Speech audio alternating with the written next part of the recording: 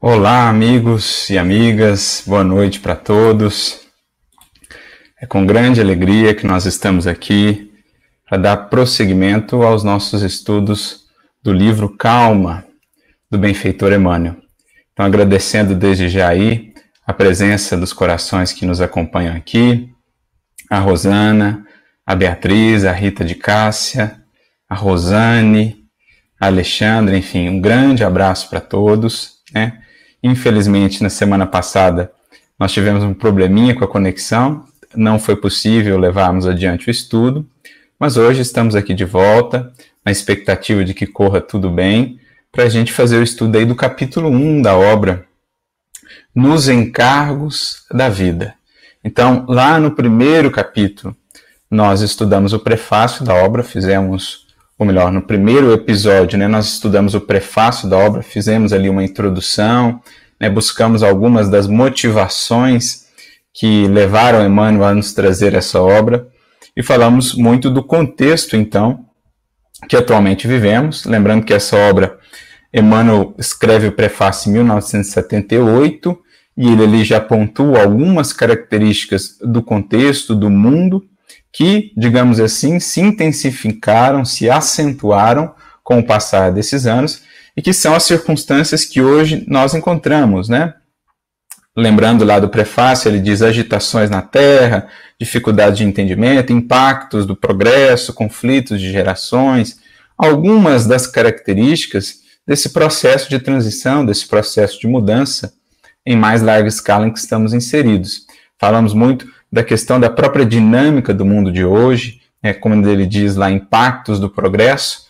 O progresso material, tecnológico, trouxe de fato muitas bênçãos para nós, trouxe muito desenvolvimento, muitas facilidades, mas também muitos desafios, sobretudo no que diz respeito à manutenção, da paz, do equilíbrio, da calma interior, dada essa dinâmica muito veloz, muito intensa da vida moderna aqui no mundo em que estamos vivendo.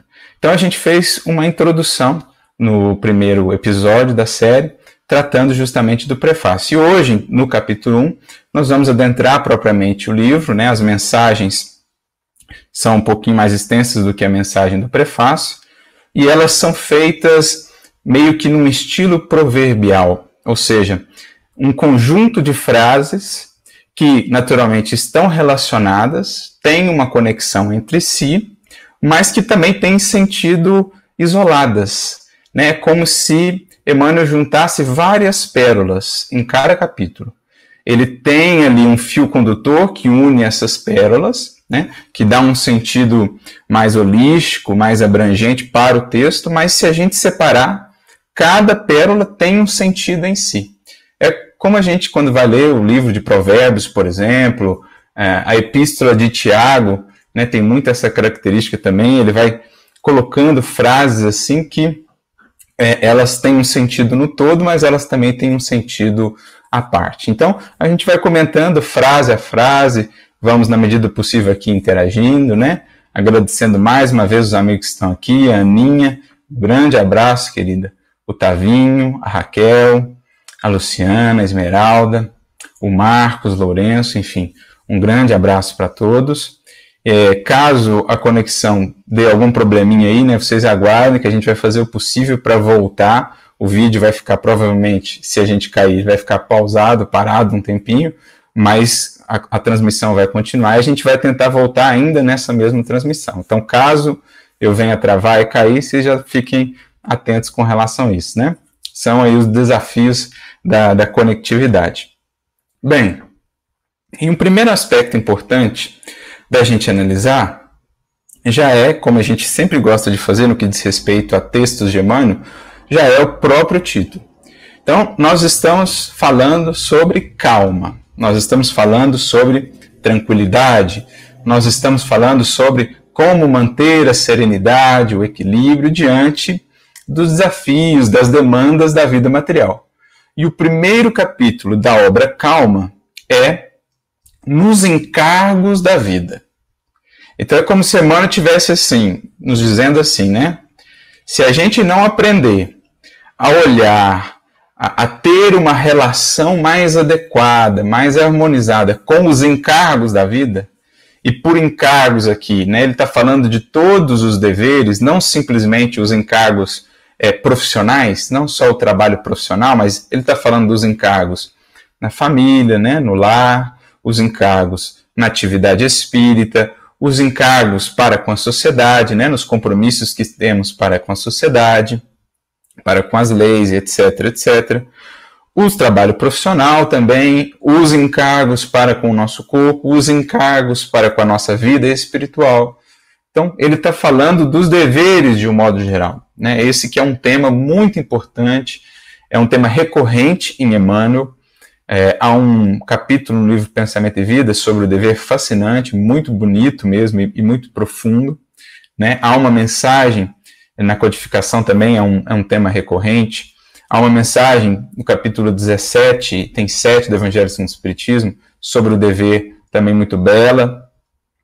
Há também esse tema, né, muito recorrente na obra de Leon Denis, para a gente ver a importância desse tema, né? Sem entendermos a importância da nossa relação com os nossos encargos ou com os nossos deveres, tampouco ou em vão ansiaremos encontrar calma, paz e serenidade no mundo e na vida. Então é mais ou menos por isso que Emmanuel já começa com os encargos. E é interessante, né? Essa palavra encargos, ela já traz aí um aspecto interessante, legal da gente perceber, porque a criatura humana, muitas criaturas humanas, seguem vida fora em busca, né? Ou ansiando, ou perturbadas, desequilibradas, né? Correndo atrás de cargos, em busca de cargos, desse ou daquele cargo, especialmente no que diz respeito ao trabalho profissional, ou até mesmo na casa espírita, né, na seara espírita.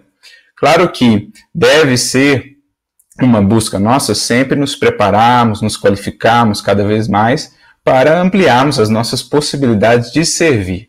Mas muitos corações seguem um processo quase que alucinante, né, num processo muitas vezes desequilibrado, em busca desses cargos que as possam, assim, aumentar os proventos, aumentar os recursos, aumentar a sua influência, o seu status, o seu renome. Mas raras criaturas dessas buscam os cargos efetivamente pensando nos encargos que eles representam. Muitas vezes se pensa mais naquilo que o cargo vai me proporcionar e pouco naquilo que eu posso proporcionar àquele cargo ou naquele cargo. E isto é o encargo. Então, mais do que pensar na vida material em cargos, seja onde for, no trabalho ou no movimento espírita, deveremos estar atentos aos encargos.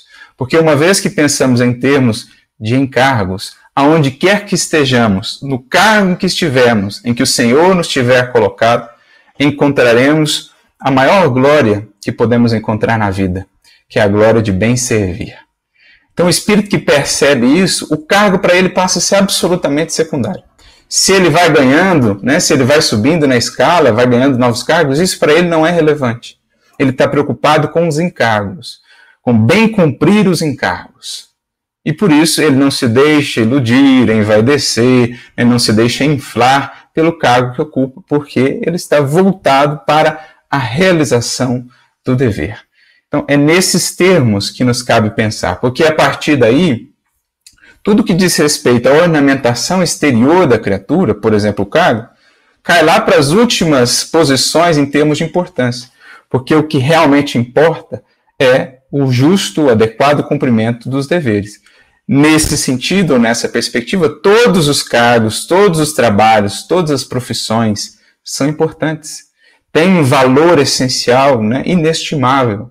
Todas as posições de trabalho numa casa espírita, do presidente àquele que recebe na porta ou que coloca lá a água nos copinhos do passe, todos esses estarão, se bem cumprindo os seus encargos, estarão a serviço da lei divina, estarão a serviço do bem e do amor.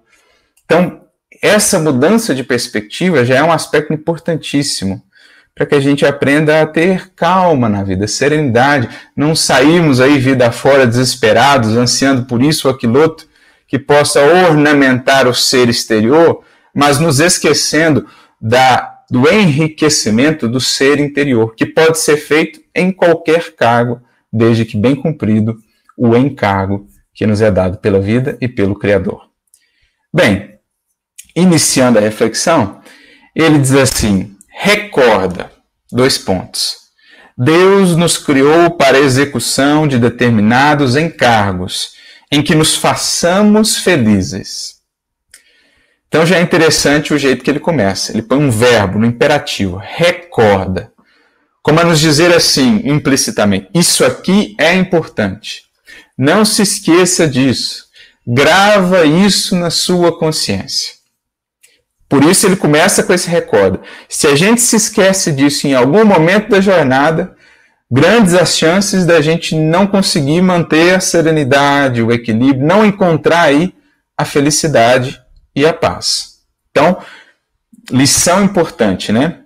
É mais ou menos quando Jesus dizia lá no Evangelho, sempre que ele usava essa expressão, a gente já pode esperar algo essencial, algo fundamental. Quando ele diz assim, em verdade vos digo, e aí ele coloca, né, a lição fundamental. É mais ou menos, né, guardadas aqui as devidas proporções, é mais ou menos o que Emmanuel está fazendo. Recorda, ou seja, em verdade vos digo, Deus nos criou para a execução de determinados encargos, em que nos façamos felizes.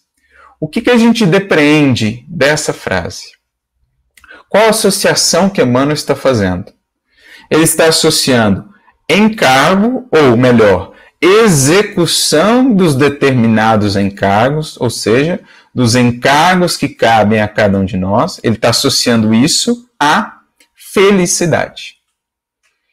E, um detalhe, ele põe o verbo, né? Para que nos façamos felizes. Outra coisa implícita. Percebe como Emmanuel não dá para cochilar, né? A gente tem que pegar cada nuance, cada detalhe.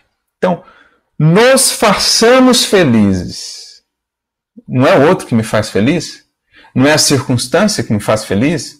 Não é o dinheiro lá que vai chegar? Não é a circunstância, o sonho, o projeto realizado que vai me fazer feliz? Não.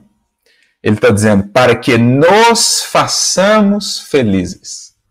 Isso é essencial. Isso é um dos pontos mais essenciais da vida. Quando a criatura percebe que a chave da felicidade está em suas mãos. Porque, em verdade, nós vivemos terceirizando a nossa felicidade.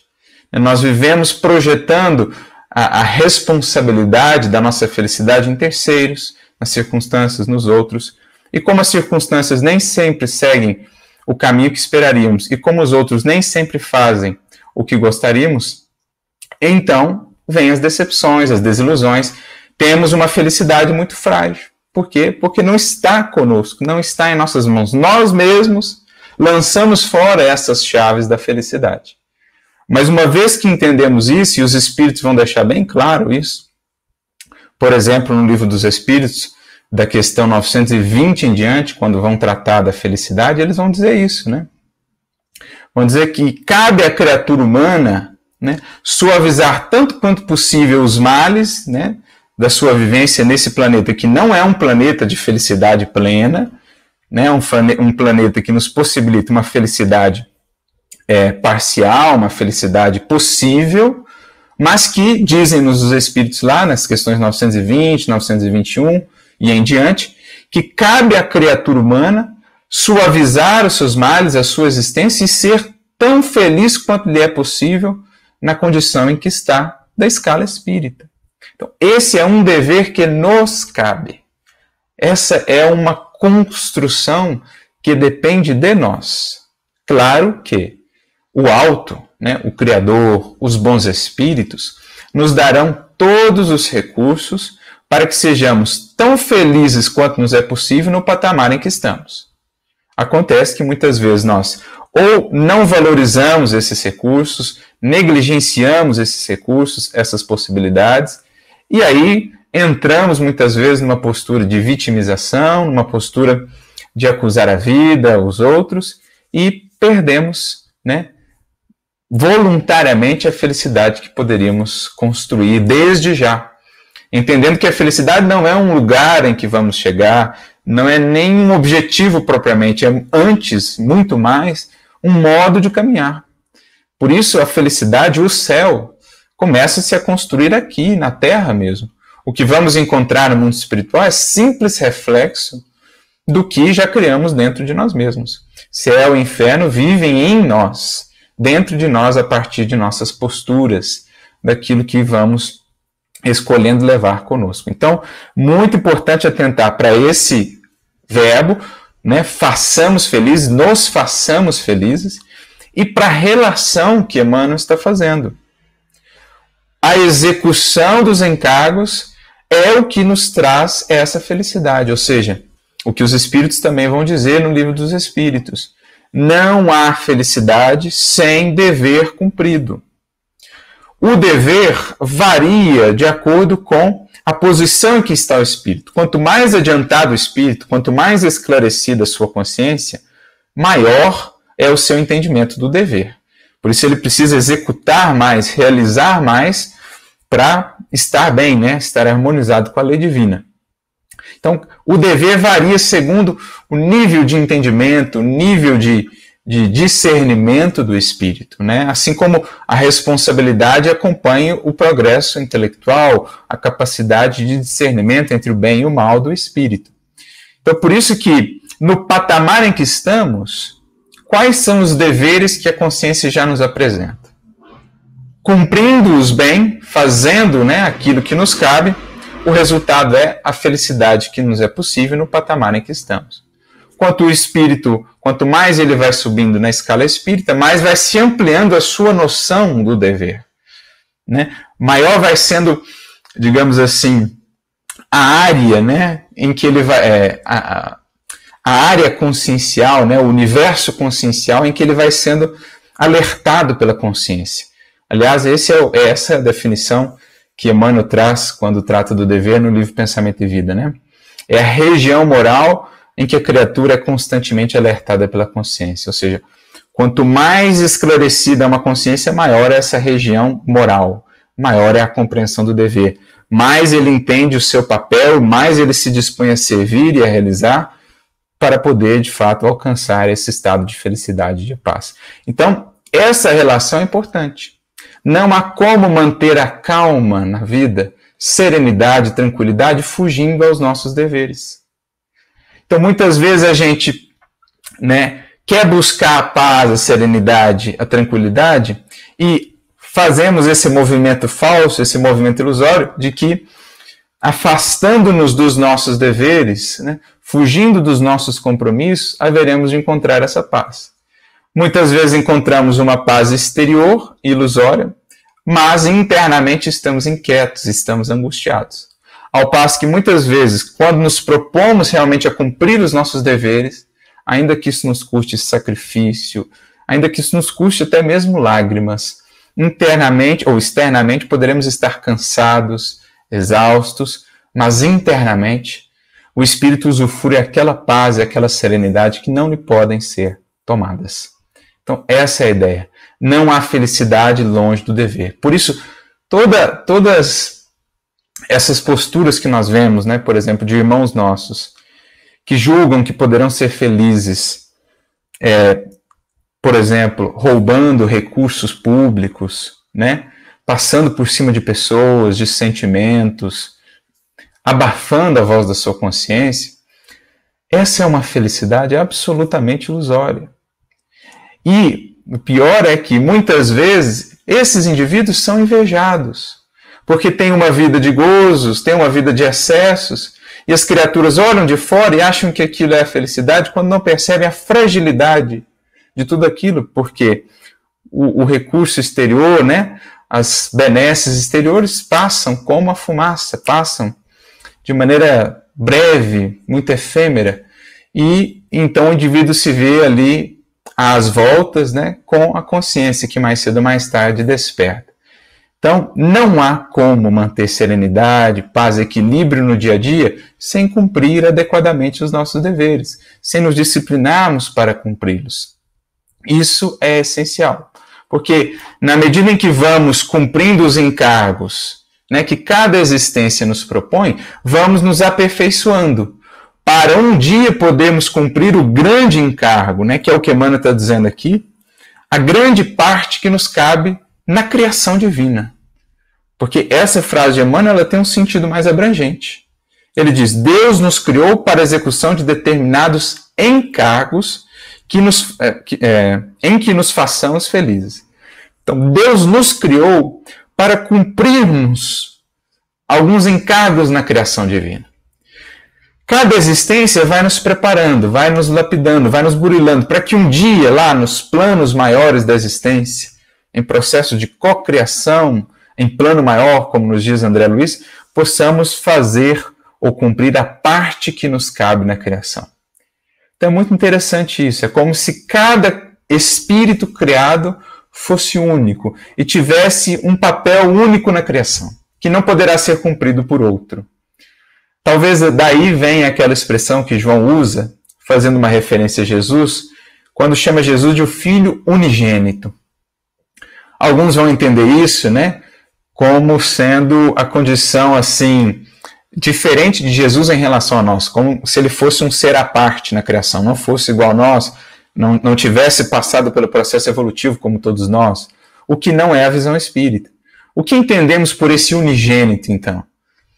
É a ideia de que cada filho de Deus é único, é unigênito. Unigênito significa, né, criado, gerado de maneira única, né, de maneira singular. Então, cada filho de Deus é unigênito.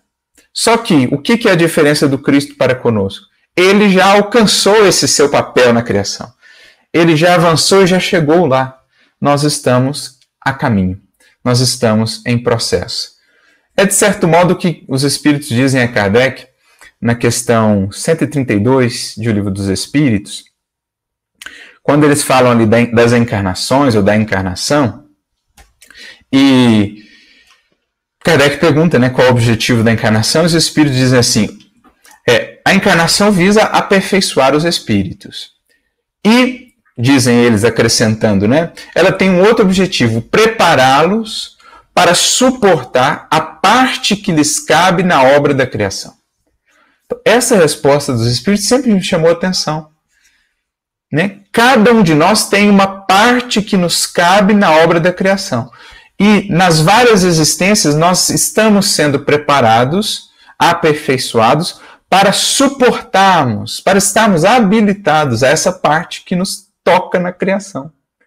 É como se o universo infinito fosse uma incomparável, né, sinfonia, em que cada um de nós é um instrumento, é uma nota específica que tem a sua razão de ser, que tem a sua finalidade específica. Então é muito bonito pensar isso, né? Deus nos criou para a execução de determinados encargos. Então, ao nos criar, ele tinha uma finalidade para nós. Claro que todos nos encaminhamos aos mesmos fins existenciais, à mesma finalidade existencial, a perfeição relativa, a comunhão com o Criador, mas cada um é unigênito, cada um tem encargos específicos, a parte que lhe cabe na criação, como está lá na questão 132. Bem, avançando aqui, ele diz, não digas que a Terra é um mundo exclusivamente de provações. Então, o primeiro aspecto, a gente viu aqui, para manter a calma no mundo, na vida, né, nos trabalhos do dia a dia, primeiro, entender que felicidade e dever caminham lado a lado. E que a felicidade está em nossas mãos pelo correto cumprimento dos nossos deveres, pela valorização dos deveres. Um outro aspecto que ele nos traz agora, para mantermos a calma na vida, né, no dia a dia. Aprendermos a enxergar a vida na Terra, a enxergarmos a escola em que atualmente estudamos, em que atualmente nos enriquecemos de valores espirituais, não apenas pelo prisma, digamos assim, das provações, das expiações, não ver na Terra apenas um mundo de expiação e provas, mas ver nela uma escola, né? Não somente o hospital ou a prisão, mas uma escola, um educandário, um templo. Não nos fixarmos apenas nessa feição assim, para muitos, né, não tão agradável. Aprendemos também a ver essa face magnífica, belíssima da Terra, porque a gente fica a pensar, se um mundo como o nosso é um mundo de expiação e de provas, E já é assim tão belo. Que amor é esse, não é? Que amor é esse que vela pelos nossos destinos? Que pôs tanta beleza, tanta magnificência num planeta que está ainda bem, digamos assim, abaixo, né? Na escala dos orbes, na escala do progresso. Então você fica imaginando o que nos espera aí. Né? A gente estava aqui agora há pouco vendo o pôr do sol, a beleza das cores, os matizes, ontem também. Então, não nos fixemos apenas nas dores, nas expiações, nas dificuldades que fazem parte, né, do mundo de expiação e provas, nas lágrimas. Aprendamos a ver os sorrisos, as belezas, a singeleza da presença divina. Aprendamos a olhar e a contemplar a natureza, que em tudo nos revela calma, serenidade, constância. Então, uma sugestão.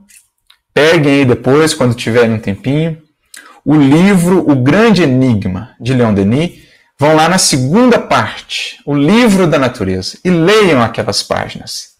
Leiam que beleza, leiam que belíssimo é, né, a gente poder aprender a ler no livro da natureza os caracteres divinos.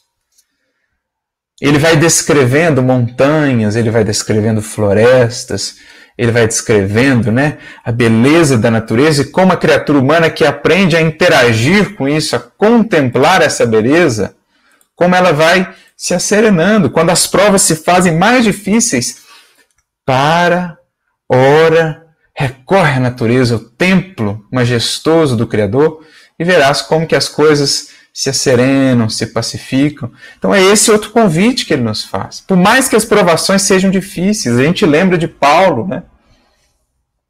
As dificuldades tremendas ali, caminhando pelo deserto, e como ele tinha tempo ainda, né, para observar aquelas belezas, e tem determinado momento lá do livro que diz que por meio das estrelas que ele olhava, assim, no céu noturno do deserto, ele sentia que o próprio mestre conversava com ele. Então, o mestre, o próprio Criador, conversa conosco, nos acalentando, nos acalmando, se aprendemos a desenvolver esse olhar para a natureza. Ele prossegue. Em qualquer degrau da evolução, podes instalar-te no lugar próprio à criação de tuas próprias alegrias. Duas vezes aqui, né? Próprio, seu lugar próprio e próprias alegrias. Como é dizer que cada um no patamar em que está, vai estar numa faixa de busca, numa faixa de valores. Cabe a nós, né, a partir dos recursos que vamos recebendo do Evangelho, ampliando cada vez mais, né, as nossas percepções, depurando as nossas sensações, os nossos sentimentos, para que busquemos alegrias mais duradouras do que simplesmente as alegrias transitórias do mundo e da materialidade. O espírito, na medida em que vai se desmaterializando, se depurando, vai encontrando outras alegrias antes desconhecidas e que vão fincando raízes nele muito mais sólidas, né? Alegrias muito mais duradouras, as alegrias do espírito, que são desconhecidas para aquele que ainda está muito preso à materialidade, no egoísmo, na indiferença, no orgulho. É o que Kardec vai dizer. Ele vai trabalhar duas expressões, o homem carnal e o homem moral. Lá no comentário da questão 941 de Livro dos Espíritos. O homem carnal, as alegrias dele são as satisfações dos sentidos apenas. E por isso são muito efêmeras. Agora, o homem moral, o que vai tomando consciência de si, que vai depurando a sua sensibilidade, ele vai encontrando alegrias outras. A alegria de servir, a alegria da amizade pura, a alegria do desinteresse, que o liberta de uma série de aflições, né? A alegria da simplicidade, em que ele aprende a ser feliz com tanto menos coisas, né? Com tão pouco, rico, dizem-nos os Espíritos na questão 926, é aquele que tem menos necessidades. Então, a criatura é a artífice dessas suas alegrias, né? Ela pode, quaisquer que sejam as circunstâncias, se trabalha muito bem internamente a sua vida interior, ela pode manter esse estado de paz, esse estado de confiança, apesar das lutas exteriores, das dificuldades, né? Mesmo numa enfermidade, mesmo em privações, em dificuldades, o espírito que desenvolve uma tal vida interior, em comunhão com Cristo, ele consegue se sobrepor a essas circunstâncias, certo de que o amparo não faltará. Como diz o mestre mesmo, aquele que busca o reino e a justiça, tudo mais lhe será acrescentado. Então o espírito que entende isso, ele se pacifica, ele se serena, porque sabendo que fazendo a sua parte, cumprindo os seus encargos, os seus deveres, o mestre lhe virá em auxílio com aquilo que ele necessita, né? Virá em seu auxílio por meio das circunstâncias, de outras pessoas, enfim. Então, é o que os espíritos também nos dizem, mais uma vez, né? Naquela parte em que eles vão tratar da felicidade, no livro dos Espíritos, da questão 920 em diante, 921, eles dizem assim, que o homem é quase sempre o obreiro da sua infelicidade. Por outro lado, a partir daí poderíamos entender que somos os obreiros da nossa felicidade, segundo os caminhos que quisermos seguir, né? Segundo aquilo que elegermos como nossos tesouros, como nossas metas, pois onde está o tesouro estará o nosso coração. Ele prossegue, necessário reconhecer que te encontras na condição certa e com as criaturas mais adequadas para a tarefa a cumprir. Então, quanta infelicidade, angústia, aflição, muitas vezes não compramos por essas expectativas de algo que ainda não se realizou e por não sabermos valorizar o que já temos. Então, sofremos por aquilo que ainda não temos e sofremos por aquilo que temos. Sofremos dobrado, ao passo que, naturalmente, que vamos ter projetos, metas, ideais de mudança de circunstâncias e etc. Mas se sabemos a valorizar o que temos e a construir com o que temos a felicidade, a paz agora, a calma e a serenidade, mais cedo ou mais tarde, pelas próprias circunstâncias da vida, se estamos fazendo o que nos cabe, o Senhor haverá de nos trazer aquilo que Ele considera e sabe ser necessário à nossa felicidade. Então é entender que a cada momento, a cada período, a cada tempo da existência, estão ao meu entorno os recursos de que eu preciso para a construção da calma, da felicidade, da paz. Se eu vivo pensando lá naquela circunstância, naquelas outras pessoas que não estão aqui e tudo mais, e não aprendo a valorizar o agora, eu sofro por aquilo que não tenho e sofro pelo que tenho, né? E tampouco sei esperar ou construir aquilo que desejo. Então, eu fico nesse estado de constante, né, de perpétua aflição. Então, na medida em que a gente vai aprendendo a viver como nos orienta o Mestre, um dia de cada vez, e a valorizar o que se tem, a própria vida vai nos mostrando e vai nos trazendo os recursos necessários para ampliarmos ainda mais a nossa felicidade, a nossa paz. Na medida também que entendemos que o Senhor, o Criador, sabe melhor do que nós aquilo de que precisamos para a nossa felicidade em cada momento. Então você pode achar que aquela pessoa ali, do seu familiar, aquela pessoa que você está convivendo no trabalho, ela não devia existir ali, não devia estar ali porque ela está atrapalhando a sua felicidade. Mas, medita, inspirado pelo alto, será que Deus lhe colocaria junto a esse coração, se não entendesse que ali há um recurso propício de aprendizado, de transformação, em busca de uma felicidade mais duradoura? Porque, às vezes, fugindo, né, de determinados deveres, de determinados compromissos, podemos até conquistar uma certa tranquilidade exterior. Mas e os compromissos? Mas e a consciência? Mas e a oportunidade de burilamento? Ninguém encontra felicidade duradoura e verdadeira sem burilar o seu espírito, sem se transformar. E é justamente na convivência desafiadora que a gente vai burilando, vai desenvolvendo paciência, vai desenvolvendo compreensão, vai desenvolvendo amor. Então, é entender que Deus não nos aproxima de pessoas, não nos coloca em circunstâncias ao acaso. Há algo ali a colher, há material ali a ser aproveitado na edificação da nossa paz. Se apenas adotarmos essa postura de fechamento, ficaremos esperando o que talvez não virá e não aproveitaremos o que aí já está.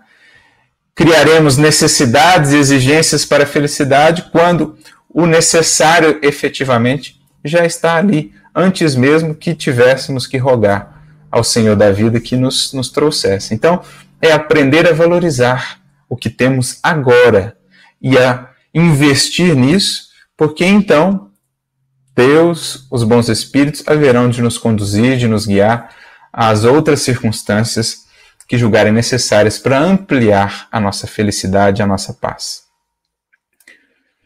Conscientiza-te de que ninguém consegue realizar algo sem o apoio de alguns, competindo-nos a todos adquirir paciência e tolerância de uns para com os outros. Ora, se Deus é a meta, o próximo é o caminho, né? Se Deus é o objetivo, o próximo é a ponte entre nós e Deus, entre nós e essa felicidade tão almejada. Porque nenhum espírito desenvolve a si mesmo, em termos de virtudes, de valores espirituais, sem a convivência. Há lá a lei de sociedade, questão 768. Né? Nenhum espírito consegue evoluir, progredir sozinho. Porque como é que ele vai desenvolver paciência? Como é que ele vai desenvolver amor, humildade, se não há a relação, se não há a convivência? Por isso os outros são recursos imprescindíveis para o nosso progresso. São professores, são bênçãos em nossa vida. E, na medida em que dermos a esses outros paciência e tolerância, é o que deles receberemos. Né? A vida, nesse sentido, ela é reativa. A vida, ela nos traz aquilo que a ela damos. Se criamos, se semeamos simpatia, paciência ao nosso redor, é o que haveremos de encontrar no caminho, suavizando a nossa vida, a nossa jornada evolutiva e também a dos outros. Por isso dizia Jesus, granjeai amigos. Esse é o imperativo da vida. Quanto mais soubermos semear amizade, compreensão, carinho, mesmo aquele que nos parece mais renitente, mais cedo ou mais tarde, ele cede, porque percebe, ou melhor, ele não consegue resistir à força, né, imensa da gentileza, da humildade, do sorriso.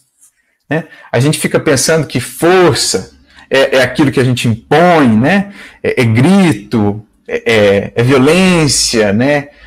A gente não percebe que força mesmo na criação é o gesto de humildade diante do orgulho, é o gesto de paciência diante da agressividade, é o gesto de gentileza diante da aspereza.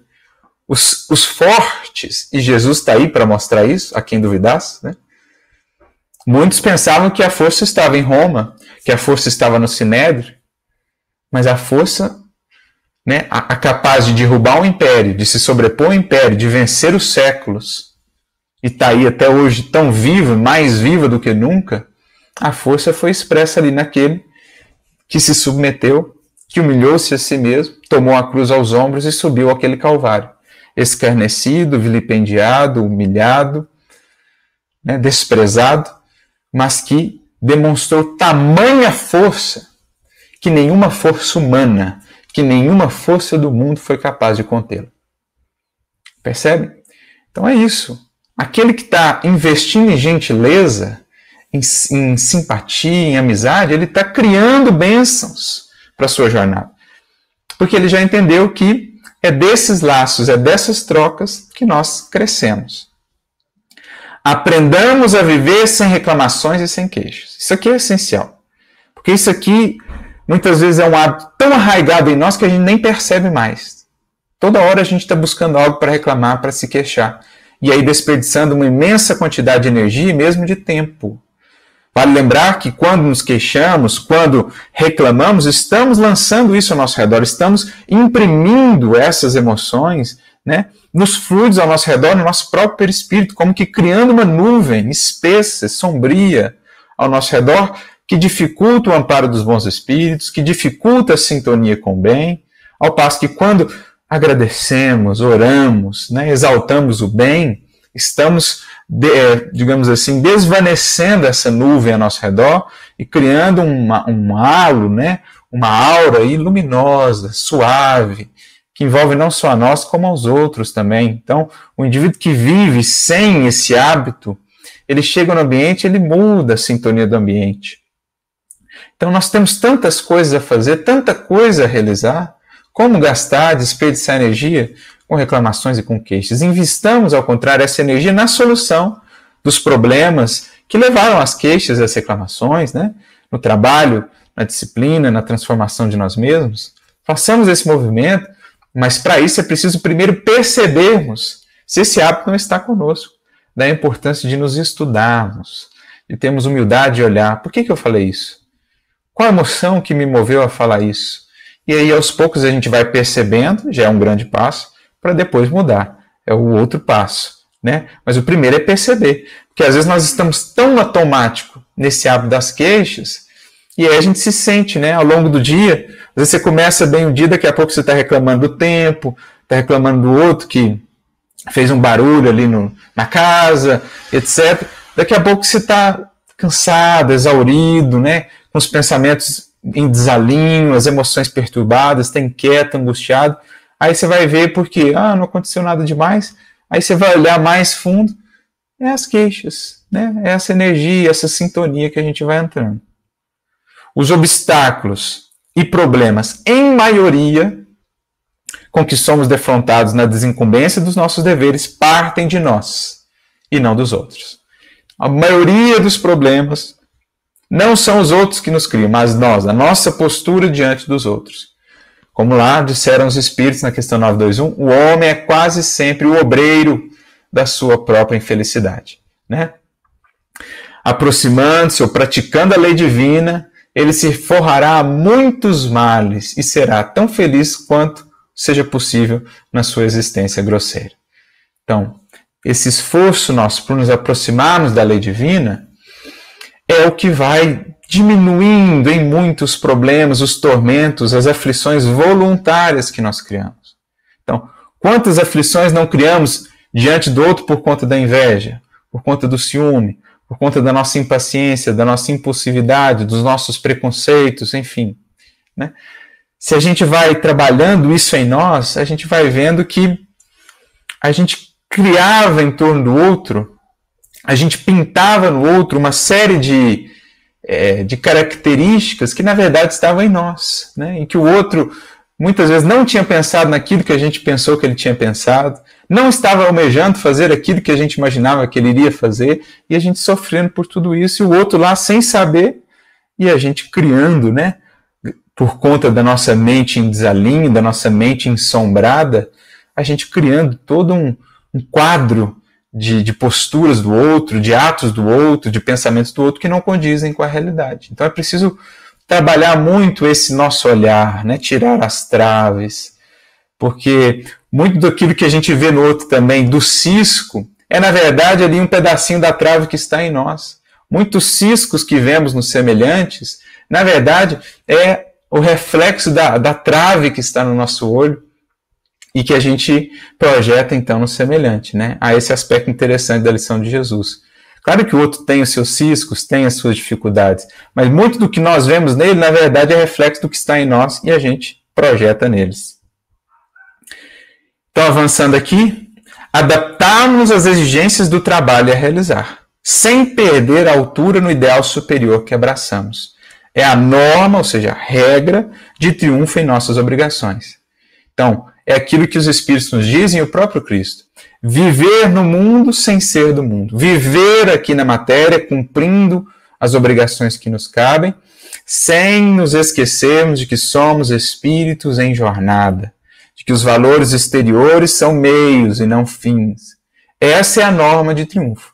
Jamais perder de vista esse objetivo maior que deve iluminar, que deve dar sentido, significado a nossas ações aqui na Terra, né? Se eu atuo onde quer que eu esteja com essa consciência, eu estou servindo a Deus aonde quer que esteja. Eu entendi com Jesus que o templo não se restringe à casa espírita, à igreja, enfim, seja onde for que eu vá em busca de contato com o divino, o templo ele deve ser transposto para o todo da minha vida. Quando ajo, né, com esse pensamento voltado para o alto, no mundo, estou galgando os degraus que o mundo me dá para chegar às esferas mais elevadas. Essa é a ideia que nos cabe conservar para manter a serenidade. Porque quando a gente tem essa visão, tudo no mundo passa, tudo no mundo é breve, tudo no mundo é efêmero. Né? Até uma mensagem muito interessante de Emmanuel chamada Por um Pouco. E ele diz assim, o cargo que você tem ele por um pouco. Porque 50 anos é por um pouco diante da eternidade. O corpo, a beleza que você tem no corpo é por um pouco. Se você se prende nela, você sofre. Se você se prende no cargo, por um pouco, você sofre. Agora, se você está investindo no muito da eternidade, aproveitando por um pouco do tempo e da efemeridade, então você consegue avançar sem se prender às circunstâncias e sem sofrer. Porque o que nos mais faz sofrer é o apego às circunstâncias, o apego ao que é transitório. Como já nos dizia lá Buda, né, nas 4 verdades fundamentais do budismo. Lembremos de que todos aqueles que sabem desculpar as dificuldades e faltas alheias estão criando fatores de base ao próprio êxito. É o que nós falamos. O que semeamos no solo, no terreno dos corações alheios, é o que haveremos de colher para o nosso próprio coração. Todos somos falíveis, e se entendemos isso, amparando os que caem, os que tropeçam, ainda que nos firam nesse processo, né? Se a gente sabe desenvolver o perdão e a misericórdia, vamos aos poucos erguendo-os para outro patamar e vamos também, digamos assim, construindo para nós bases mais seguras para o nosso porvir. Então é importante a gente ter essa consciência, essa ideia, né, do que nós estamos gerando. Jesus mesmo já dizia, bem-aventurados os misericordiosos, porque alcançarão misericórdia.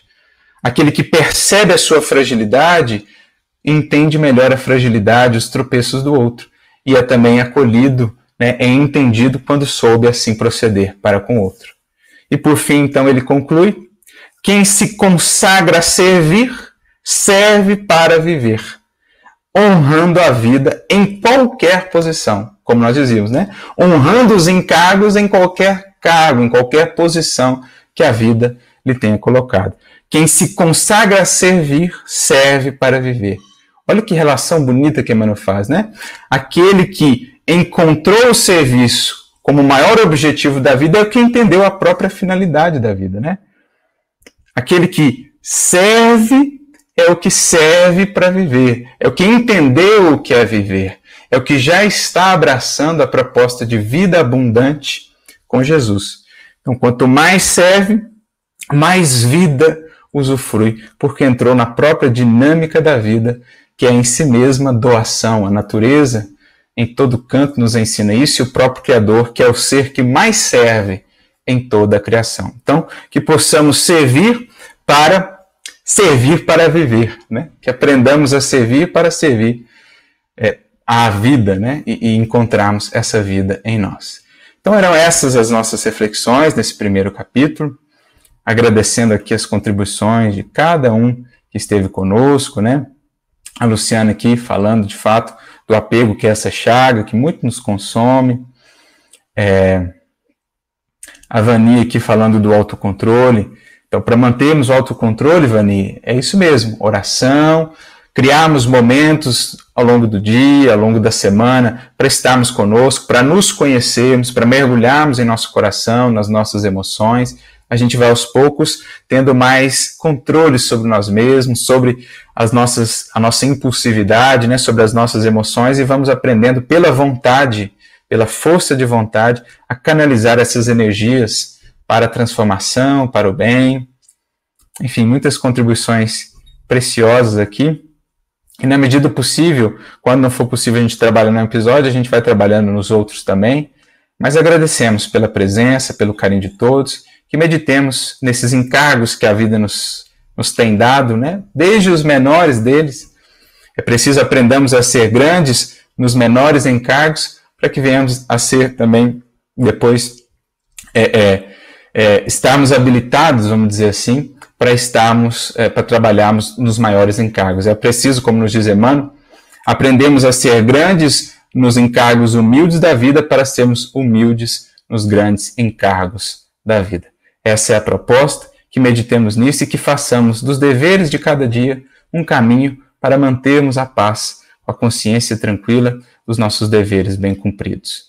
Um grande abraço para todos, que Deus lhes abençoe, que Deus lhes inspire e nos vemos na semana que vem com o próximo capítulo.